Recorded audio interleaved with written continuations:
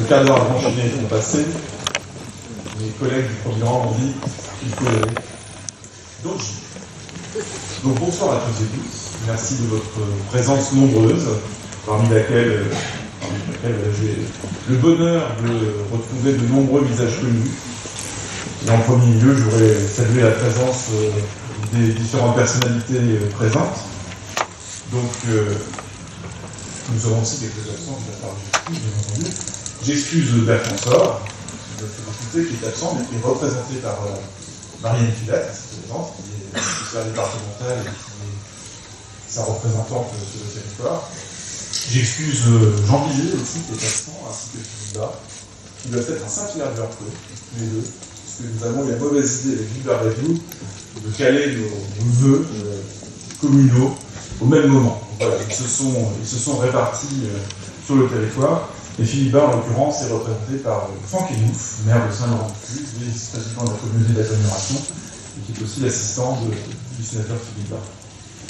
Je salue Antoine Delaunay qui doit être présent, donc notre conseiller départemental, et j'excuse Catherine Brunnery qui est grippée. On m'a adressé un message pour dire qu'elle était souffrante et qu'elle préférait rester au chaud. J'excuse aussi nos représentants du conseil régional, donc Claire Rousseau, David Marguerite et Hervé Morin qui sont absents, et qui m'ont adressé quelques messages bien sympathiques pour souhaiter une bonne année à nous, à Branchier, et aussi nous dire à quel point ils sont à nos côtés dans nos différentes politiques. Donc je salue aussi monsieur le procureur, mesdames et messieurs les présidents et représentants du tribunal de grande instance et d'instance, mais aussi du conseil des prud'hommes et du tribunal de commerce. Je salue aussi monsieur le sous-préfet. Alors, je ne sais pas s'il est arrivé, monsieur le sous-préfet, il devait nous joindre, peut-être fatigué à l'empêchant. Je salue les représentants des forces de l'ordre, qui sont toujours fidèles au poste, notamment dans les Rousse, et les lieutenants Fucal, qui sont régulièrement présents. Je salue aussi le major Grandon, je l'ai oublié, qui est le fidèle second du lieutenant, et qui est un partenaire aussi très efficace, notamment notre police municipale, représenté ici par son chef, Noël Lecomte, qui merci d'être présent. Je salue aussi le lieutenant Caillère, qui a été jusqu'à présent le second du capitaine Poisson, qui nous a quittés pour une mission au niveau du commandement départemental. Et donc c'est le lieutenant Caillère qui aujourd'hui assure le commandement du centre de secours de Saint-Martin-des-Champs également. Je salue aussi tous mes collègues conseillers municipaux, les adjoints qui sont aussi présents. Je salue l'ensemble des élus communautaires qui sont également parmi nous ce soir, et tous mes collègues maires, notamment parce que j'aperçois Jacques Lucas, maire de Saint-Martin-des-Champs, Gaëtan Lambert, qui est maire de Saint-Denis, Bévocage, commune nouvelle, Jessie Orvin, vice-présidente en charge de la culture à l'aglo et adjointe à Isigny-Niva, ainsi que tous les collègues. Je ne vais pas les énumérer parce qu'ils sont venus assez nombreux. Je salue aussi la présence de monsieur l'administrateur de l'abbaye du Mont-Saint-Michel, qui dépend du centre du monument national et son adjointe, Anne-Flore Marfou. Merci à vous d'être présents.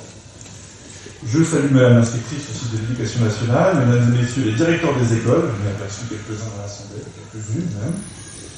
Je salue les représentants des établissements des lycées d'Avranches, collèges et lycées d'Avranches, les représentants des différents services de l'État, les directeurs et agents des services déconcentrés, mesdames et messieurs les directeurs généraux ou directeurs des services communaux et intercommunaux. Certains ont fait le choix de rester debout. Dévoués pour merci. Je salue également les chefs d'entreprise, j'en ai également aperçu quelques-uns, merci de votre présence. Quelques commerçants également, dont certains sont debout. Également, les représentants des chambres consulaires, qui sont aussi des partenaires au quotidien particulièrement efficaces et bienveillants. Donc chambre d'agriculture, chambre commerce et d'industrie, métiers et artisanat. Les représentants aussi des ordres professionnels, des bâtonniers.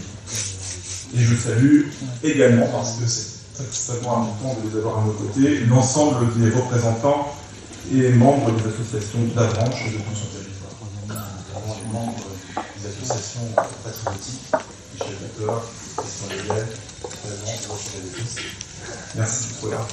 Et bien évidemment, je salue chacun et chacune d'entre vous, habitants d'Avranches et des environs, parce que je remarque qu'il y a aussi des voisins qui sont présents, pour votre présence. Donc cette cérémonie des vœux, elle est bien évidemment, à l'échelle de chacune des communes de France, un moment extrêmement important. Un un moment qui permet d'inaugurer la vie, notre vie communale annuelle de manière positive, et surtout à la fois de dresser un bilan de l'année qui s'est achevée, et puis de tracer quelques perspectives pour l'année nouvelle. Année nouvelle, et je m'aperçois que j'ai oublié de saluer Valérie Nouvelle, justement, notre conseillère départementale, vice-présidente du conseil départemental de la Manche. Excuse-moi Valérie, je vais être sachant que tu représentes Marc Levèvre, notre président. Donc l'année nouvelle, en effet, qui permet donc de regarder rapidement dans le rétroviseur pour voir que nous sommes bien sur la bonne route. Alors cette bonne route, en ce qui nous concerne, dans un contexte national que vous connaissez bien, parce que les médias nationaux se font compter régulièrement, c'est déjà de veiller la bonne tenue de nos comptes municipaux. Et c'est vrai que nous avons fait le choix, dès le début de ce mandat, de veiller à une bonne stabilité fiscale. Et en effet, depuis les 4 ans, nous veillons à ce qu'il n'y ait pas de hausse du taux communal pour nos impôts locaux. C'est une promesse que nous avions souhaité faire, et nous tenons, malgré une baisse des dotations de l'État qui reste importante. Nous avons aussi fait l'effort, c'est un choix qui parfois peut être critiquable, de ne pas augmenter notre masse salariale, ce qui dépasse sans avoir de répercussions sur le fonctionnement de nos services publics, puisque ce sont bien souvent ces services qui doivent faire l'effort de fonctionner avec des effectifs moins nombreux, mais avec des exigences toujours croissantes et surtout des budgets constants. Nous avions souhaité aussi, dès le début de ce mandat, maintenir un fort taux d'investissement, puisque l'investissement, c'est ce qui permet de générer une dynamique économique locale, c'est ce qui permet aussi de participer au maintien en bon état de la ville, de ses équipements, et puis aussi d'améliorer la qualité de vie de chacun des habitants. Je pense que l'envahissement des villes et l'amélioration des cadres de vie sont particulièrement appréciés par chacun et chacune d'entre nous. Et c'est ainsi que nous essayons de maintenir la ville propre. Je pense que les témoignages qui sont laissés dans notre office de tourisme l'été par les visiteurs qui viennent jusqu'à nous sont éloquents à ce sujet. Une ville fleurie, propre, accueillante, ville commerçante avec un dynamisme économique local qui est particulièrement perceptible.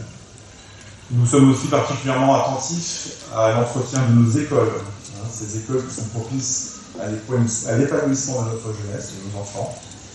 Nous sommes aussi particulièrement vigilants au maintien en bon état des réseaux, notamment des réseaux en eau potable, qui sont particulièrement importants. Alors je salue aussi le travail de Philippe Cochat qui va être en retard parce qu'elle avait un rendez-vous personnel, elle va nous rejoindre dans quelques instants.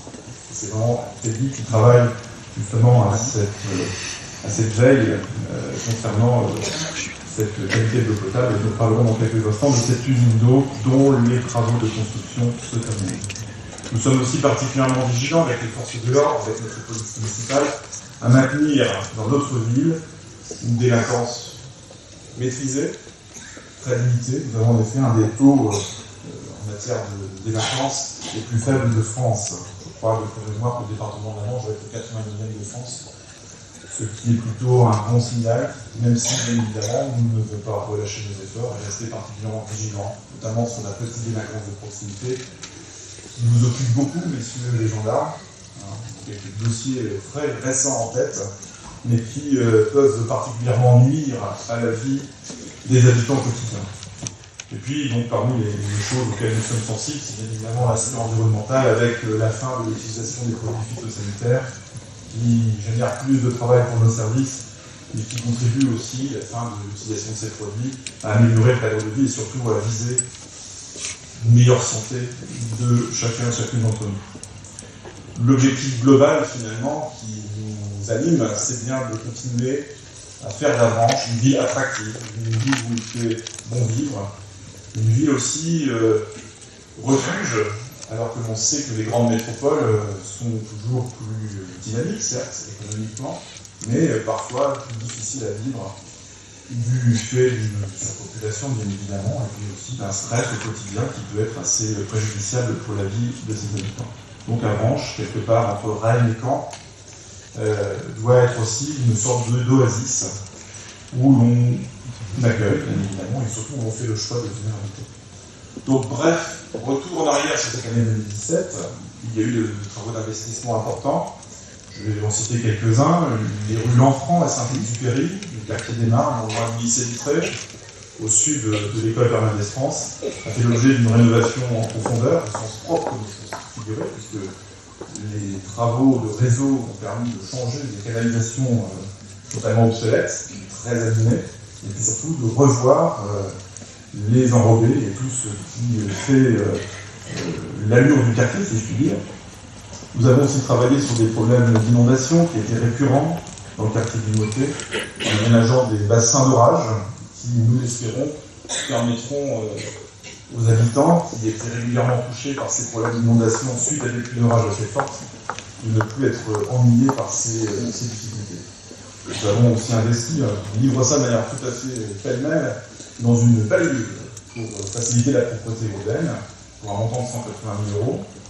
Nous avons aussi terminé les travaux de rénovation de la salle de la Chansonnière pour un coût de 300 000 €. Et à ce sujet, je vous informe que le 2 février, nous aurons l'inauguration de la fin de ces travaux avec un match de handball qui sera un événement puisque nous verrons s'affronter à l'occasion de cette manifestation sportive le club breton de Cesson-Rennes qui s'opposera aux Normands de la métropole de Cherbourg.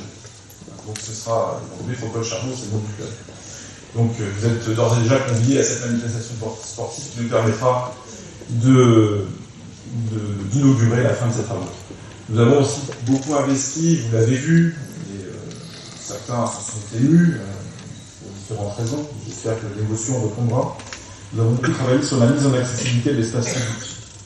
En effet, je pense qu'une ville comme Avranches, qui est une ville particulièrement commerçante, doit ménager certes la place de l'automobile, le stationnement est une chose fondamentale, bien entendu. Vous l'avez vu avec la zone bleue que nous avons réactivée, je pense que nous avons pu redynamiser le flux automobile en ville, éviter que les voitures tampons viennent pour longtemps se stationner devant les commerces. Mais nous souhaitons aussi qu'Avranches soit une ville agréable pour les piétons, pour les personnes qui parfois, du fait de leur âge, du fait de certains handicaps, même les enfants, puissent se déplacer en toute sécurité dans la ville. Je pense qu'une ville intelligente, c'est une ville qui ménage justement l'ensemble des dimensions liées à la mobilité, que l'on soit piéton, automobiliste, cycliste, ou même tout simplement sportif, puisque vous le voyez ici et là, les gens courent à travers la ville. Et puis nous avons réalisé de nombreux travaux également dans nos écoles, dans nos musées, au Jardin des Plantes également. Alors pour 2018, qu'allons-nous faire ? Nous allons continuer des travaux de voirie importants en lien avec des travaux de réseau. Un des grands chantiers sera celui de la rue de Verdun. Rue de Verdun que vous connaissez bien, qui est une longue artère au sud de la commune et qui est une artère stratégique dans le sens où elle permet de rejoindre le quartier ouest, le quartier de la rue de Changeon, du Jardin des Plantes, de la place Carnot, au boulevard du Luxembourg, qui lui-même est connecté au quartier de la Turfaudière et puis aussi au centre-ville. Donc là, c'est un chantier qui va nécessiter 850 000 € d'investissement, avec très bientôt, dans la presse, des images de ce que sera ce quartier après travaux. Conjointement, ou parallèlement à ce chantier rue de Verdun, nous allons traiter la question cruciale du boulevard Pasteur. Alors, le boulevard Pasteur, il est surtout connu par les habitants du quartier des Mares, mais aussi par les lycéens qui fréquentent le lycée Vitré. En effet, vous le savez, si vous passez par ce boulevard, celui-ci est régulièrement encombré par des bus qui stationnent, avec une cohabitation souvent très difficile entre les piétons, encore une fois, les automobilistes, et puis les habitants du quartier. Donc avec l'aide de la région, qui va participer à hauteur de 50% dans ces travaux, nous allons créer une voie supplémentaire permettant le déchargement et puis la prise en charge des élèves dans l'enceinte même du lycée Vitré. Nous allons aussi continuer nos travaux d'embellissement urbain. Vont s'achever les travaux du square Thomas Becquet, du jardin Bergevin, du square Menner, et nous allons continuer à investir dans l'espace public avec différentes petites améliorations. Nous allons aussi travailler à l'amélioration du jardin des plantes, toujours avec la rénovation de certaines allées. Alors, si vous voulez avoir un aperçu de ces travaux qui sont supervisés par Jérôme Chapal, je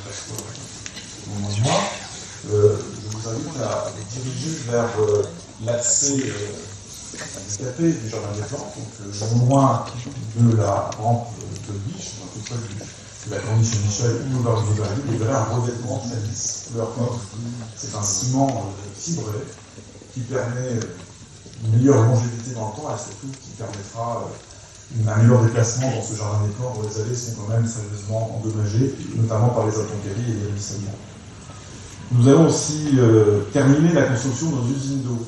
Vous le savez, dans le cadre de travail de coopération avec le bassin Grand-Pied, au sein de ce syndicat d'eau qu'on appelle le SNPGA, donc le syndicat d'eau de la branche et de Grandville, nous terminons deux usines d'eau, la construction de deux usines d'eau, l'autre une qui se situe sur Saint-Pierre, qui permettra de produire de l'eau potable pour le bassin Grand-Pied, et puis celle qui se trouve au pied de la colline de la Branche, de l'autre côté face à la gare, pour 1,8 million d'euros.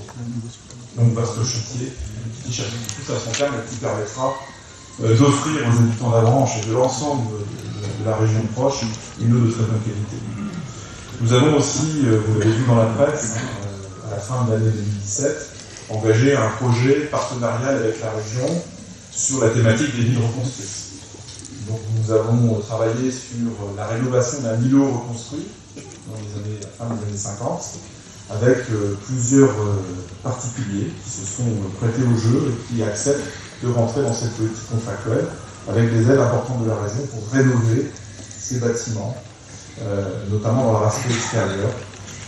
Ce sera pour la Branche un bon signal aussi, comme pour beaucoup d'autres villes normandes qui malheureusement se retrouvent avec un bâti de centre-ville vieillissant qui nécessite aujourd'hui une prise en compte.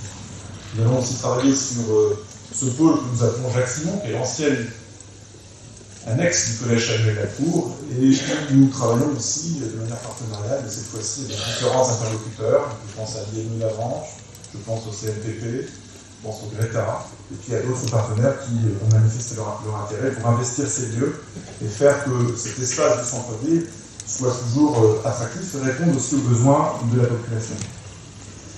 Et bien évidemment, en lien avec ce pôle Jacques-Simon, l'étude se poursuit, il y aura une réflexion sur la place Carnot, qui rentre dans cette politique régionale, avec le lien que nous voulons faire avec le jardin des plantes, la Saint-Victor où nous sommes, et puis l'usine à gaz dont je vais vous parler à présent. En effet, cette usine à gaz est un héritage des années 70, la ville l'avait acquise en 1977, est un site qui est pollué, dont la pollution est en cours, la dépollution est en cours, et qui a fait l'objet d'une étude urbaine assez importante, co-construite avec l'établissement public foncier de Normandie. Donc les résultats de cette étude sont entre nos mains, nous communiquerons bientôt à ce sujet, avec 3 scénarios. Un scénario de renaturation de cet espace pollué, qui est situé exactement en bas de la salle Victor Hugo. Un deuxième scénario plus ambitieux, qui incorpore la problématique de la salle Victor Hugo où nous sommes, qui nécessitera d'ici quelques années d'importantes rénovations. Nous avons changé les visites, vous l'avez remarqué. Vous avez tous ce courant d'air. C'est le DLC naturel qui vient vous rafraîchir. Quoi qu'il en soit, voilà la réflexion que nous avons voulu mener avec l'établissement public foncier de Normandie, qui initialement se portait sur l'usine à gaz, incorpore dans un deuxième scénario la rénovation de cette salle. Et puis un troisième scénario qui, lui, prendra en compte l'aspect touristique du site sur lequel nous sommes, avec évidemment ce belvédère sur la baie du Mont-Saint-Michel, la proximité du jardin des plantes, et puis surtout une problématique hôtelière liée cet hôtel qui est vide depuis maintenant plusieurs mois, plusieurs années, et qui vient d'être racheté, avec l'espoir de pouvoir conduire avec les nouveaux acquéreurs un projet peut-être plus ambitieux. Donc tout ça est à l'étude. À nous maintenant de construire un projet intelligent pour les besoins de la ville de la Branche. Nous avons 2 autres études urbaines en cours. Une qui porte sur le quartier de la Turfolia dans le cadre de la politique de la ville. Et là, il y a un dialogue très poussé avec Manche-Habitat, notre bailleur social historique, pour une rénovation en profondeur de ce quartier et la création de nouveaux logements. Là encore, cette année, peu de choses sortiront, mais nous allons pouvoir établir une programmation sur plusieurs années de façon à rénover véritablement ce quartier et surtout à offrir de nouvelles propositions en matière de logement. Et puis le troisième dossier urbain important pour la ville, c'est celui des 3 quartiers. Cette zone qui se situe entre la place du marché, la poste, autour de la place Saint-Gervais et juste en direction de la place des Studiers, où là encore, avec un cabinet qui travaille maintenant depuis plusieurs mois, nous pensons et nous travaillons à la rénovation urbaine de nombreux immeubles qui parfois sont en copropriété et nécessitent une implication forte de la ville avec différents partenaires, le département, ou même toujours l'établissement public foncier. Et puis, vous savez, dans ce quartier, il y a une médiathèque, qui est intercommunale, qui nécessite d'être repensée. Et bien entendu, dans cette étude urbaine qui concerne le quartier Saint-Gervais, nous réfléchirons de manière très précise à l'avenir de la médiathèque. Et encore une fois, en 2018, nous aurons l'occasion d'évoquer avec vous l'avenir de cet établissement, de cet équipement particulièrement important pour notre commune et puis pour l'ensemble de la zone urbanisée d'Avranches, qui forme donc l'ensemble de ces habitants, comme vous le savez. Aussi, parmi les ambitions pour 2018, il y a notre volonté de continuer à travailler avec les commerçants qui sont maintenant structurés en association depuis 1 an. Et nous avons eu des rencontres régulières depuis pas mal de temps, encore hier après-midi. Notre ambition, c'est vraiment de maintenir Avranches sur ce rang assez particulier, assez privilégié de vie commerçante, dont le commerce continue à se porter plutôt bien. Il y a un bémol, évidemment, puisque vous l'entendez dans les médias nationaux, nos villes moyennes souffrent énormément, la concurrence avec les zones commerciales est forte. Avranches bénéficie d'un équilibre économique plutôt positif, et notre ambition est bien de continuer à travailler avec les commerçants pour favoriser ce maintien d'un commerce local de proximité et de centre-ville. Donc voilà quelques grandes orientations pour l'année 2018, sachant que nous aurons l'occasion de revenir dans le détail au fur et à mesure que les projets arriveront à leur terme, en tout cas aboutir. Alors ce soir, c'est un moment aussi important, privilégié, pour évoquer certains départs de nos services municipaux. Hier soir, nous avions à la mairie les vœux au personnel. C'est le moment où on remet les médailles, on salue le départ et le travail des retraités. L'année dernière encore, nous avions à nos côtés M. Hervé Gouello. Alors Hervé Gouello, qui était le directeur général des services, qui avait pris l'habitude de prendre la parole le premier. Mais Hervé Gouello a fait valoir son droit à la retraite. Et bien évidemment, nous lui avons accordé. C'est difficile de garder pour longtemps une personne qui veut partir en retraite, évidemment. Alors il y a eu une période d'intérim qui a été assurée par Marion Taillet. Marion, si vous voulez bien vous approcher, je vais demander à M. Lemay aussi qui va être présent dans le côté. Donc c'est Marion Taillet qui est notre directrice des ressources humaines et qui a accepté, à la demande de M. Gouello, d'assurer cet intérim en gardant donc cette casquette de directrice des ressources humaines. Autant dire que Marion n'a pas chômé pendant 6 mois. Et puis en fin d'année, au mois de novembre, Marion nous a dit « J'ai bien réfléchi, vous me proposez la direction générale des services. Merci beaucoup, c'est formidable, mais franchement, moi ce qui m'intéresse le plus, ce sont les ressources humaines. » Et en tant que directrice des ressources humaines, elle nous a alors dit « S'il vous plaît, recrutez un DGS. » Ce que nous avons fait. Donc nous avons lancé un recrutement courant novembre, nous avons eu de nombreuses candidatures, très intéressantes, mais nous avons décidé de choisir du local, filière course, en prenant un presque Avranchis, puisque il y a des attaches familiales très très fortes dans la région d'Avranches, Monsieur Lemay, ici présent, qui nous vient de la famille de Bréal. Monsieur Lemay, outre ses fonctions de DGS dans la commune de Bréal, est sapeur-pompier. C'est ça qu'il est connu par certains pompiers qui sont présents dans l'assistance. Et surtout, nous avons trouvé dans la personne de M. Lemay, qui va être notre nouveau directeur général des services à côté du mois de mars, donc il a déjà commencé à s'immerger dans le service, une personne motivée, jeune, ayant vraiment à cœur de porter nos services municipaux et surtout de permettre à Avranches de continuer à se développer, en tout cas à porter ses projets. Donc merci Marion d'avoir assuré cet intérim, merci de votre engagement. Je sais que vous continuerez à travailler à votre côté pour cette gestion quotidienne des personnels de la commune, et surtout Ludovic, enfin je vais vous appeler dans votre prénom, vous êtes vraiment la bienvenue à Avranches, l'occasion de ces deux municipaux. Et je vous remercie de la confiance que vous faites à la ville d'Avranches qui vous accueille, en ne doutant pas un seul instant que vous saurez donner le meilleur de vos compétences et de votre motivation. Donc bienvenue à Avranches. Je pense qu'on peut l'applaudir.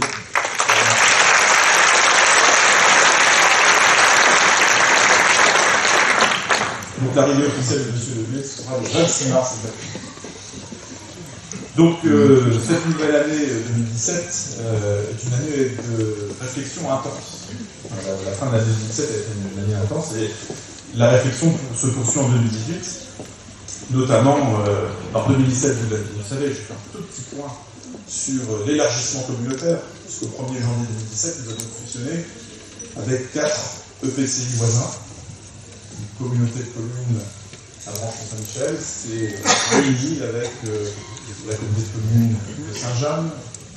Pierre Carmet est l'ancien président ce soir, c'est le président de Jean-Pierre, avec celle de Saint-Hilaire, de Vercoué, avec celle du Mortenay et du Val-de-Cé. Aujourd'hui, nous formons un grand ensemble communautaire d'à peu près 90 000 habitants, 1550 km². Donc nous avons, pendant toute l'année 2017, mis sur les rails cette grande communauté d'agglomération, avec de nombreux services, de nombreuses compétences qui sont véritablement au service des communes. D'ailleurs, nous avons dans l'assistance notre sommité de notre administration, c'est M. Lozé, qui est dans le fond, qui peut lever la main éventuellement pour que je puisse signaler. Voilà, M. Lozé, qui est un nouvel aventurier. M. Lozé nous vient de la ville de Melun, il est arrivé au mois de juillet, il a fait le choix d'habiter à Branche, c'est un très bon choix. Merci beaucoup. Donc c'est M. Lozé qui assure cette direction générale des services au niveau de l'agglomération.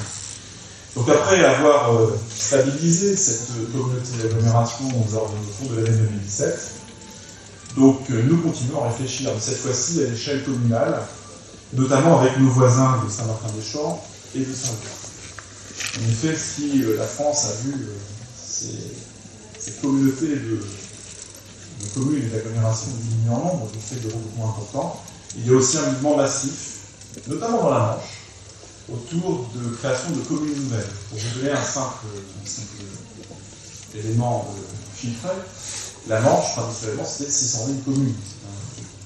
C'est un nombre facile à se mémoriser. Aujourd'hui, nous sommes aux alentours, là je me tourne vers mes amis du conseil départemental, nous sommes aux alentours de 400 communes, à peu près. Ça bouge tout le temps, puisque le monde continue de. Cela montre qu'il y a aujourd'hui un besoin fort de se regrouper pour être plus fort. Et depuis plusieurs mois, nous avons entamé avec les communes de Saint-Martin-des-Champs et de Saint-Loup une réflexion autour de cette commune nouvelle. L'ambition est véritablement de nous réunir pour pouvoir être plus forts, mieux répondre aux attentes de nos concitoyens. Il faut savoir aujourd'hui que l'unité urbaine, la zone agglomérée de la Branche, constitue à peu près 16 000 habitants. Un peu plus de 15 500 habitants.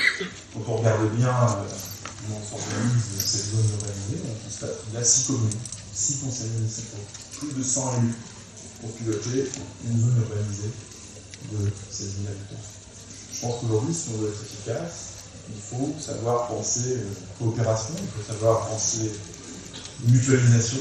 Et c'est vraiment dans cet esprit que nous continuons à travailler avec Jacques Lucas, son conseil municipal, Gérard Bazot et ses élus du conseil municipal de Saint-Loup. Notre ambition, c'est véritablement de cheminer, pas seul. Nos conseils municipaux ne réfléchissent pas tout seuls dans leur coin. Rapidement, nous allons organiser des réunions d'intention de nos habitants, de façon à vérifier avec eux l'intérêt aussi de la démarche. Et puis surtout, quels sont les enjeux qui se cachent derrière cette commune nouvelle. L'idée étant bien de garder l'identité des communes, leur nom, de garder les mairies comme des espaces où on se retrouve à l'occasion des élections, avec aussi du personnel à disposition de la population, de garder le tissu associatif. Il ne faudrait pas imaginer que derrière un projet de commune nouvelle, il y a la volonté d'effacer le passé, de supprimer cet héritage souvent ancien et de maintenir les identités des communes. Donc nous allons vraiment avancer sur ce chemin au cours de l'année 2018, avec l'espoir de pouvoir aboutir au cours des mois qui viennent. Donc cette coopération sera vraiment le maître mot de notre action municipale au cours des mois prochains. Pour conclure, puisque je ne voudrais pas être long, je préfère que nous passions du temps ensemble à bavarder à l'issue de cette allocution. Donc je voudrais bien évidemment vous dire à toutes et à tous à quel point je suis heureux de pouvoir, avec les élus du conseil municipal, présider les signés de la ville d'Avranches. C'est véritablement un honneur. C'est une tâche qui est tardive, évidemment, vous en doutez, qui nécessite beaucoup de temps, beaucoup d'engagement, mais c'est un véritable honneur. C'est vrai que pouvoir croiser les habitants d'Avranches quotidiennement, ou presque, pouvoir discuter avec eux, ressentir quels sont leurs besoins, mesurer à quel point leur sentiment de fierté de vivre dans cette région, avec le Mont-Saint-Michel comme thème, est particulièrement important pour eux, eh bien, nous permet au quotidien de nous motiver davantage dans cette mission que vous nous avez confiée. Alors bien évidemment, il y a énormément d'éléments anxiogènes dans notre société. On parle régulièrement du changement climatique, on le voit à quel point celui-ci peut être problématique, notamment pour notre littoral. Je rappelle que notre baie du Mont-Saint-Michel, avec notamment ses dunes dragées, sont particulièrement menacées. On parle beaucoup aussi du numérique, de cette dépendance, addiction que notre jeunesse peut avoir à l'égard du numérique. On parle, on l'a toujours en tête, de cette menace terroriste qui ont bouleversé considérablement notre façon de vivre. Je pense notamment à ces manifestations associatives dans l'espace public qui aujourd'hui sont particulièrement encadrées et nécessitent des moyens supplémentaires. En effet, nous sommes dans une société où nous devons nous adapter à de nouvelles contraintes. Et ce que je souhaite par-dessus tout, c'est que nous gardions cette dimension sociale, cette cohésion sociale, à travers nos activités associatives, à travers nos relations d'élus, à travers tout ce qui fait aussi nos relations dans des cercles plus familiaux. Et notre action municipale, si elle est basée en effet sur la gestion de la collectivité, si elle est basée sur une politique d'investissement, est également là pour créer des moments de convivialité, des moments où les citoyens se rencontrent de façon à faire société, à faire corps. Et je voudrais vraiment vous assurer de notre volonté, à la fois celle des élus, mais celle des services municipaux, pour le maintien de cette cohésion municipale, communale, qui est particulièrement importante. Donc, pour conclure, je vous souhaite à toutes et à tous une très bonne année 2018, avec de la cohésion, de la sérénité, je pense que nous en avons tous besoin, du bonheur, bien évidemment, à partager avec vos proches, vos familles, vos amis, et puis surtout de beaux projets, parce que je sais que parmi vous, beaucoup sont très actifs et sont particulièrement moteurs dans la vie locale. Et donc pour toutes ces raisons, pour aussi celle de votre présence, je vous souhaite à toutes et à tous une très bonne année 2018. Merci de votre attention.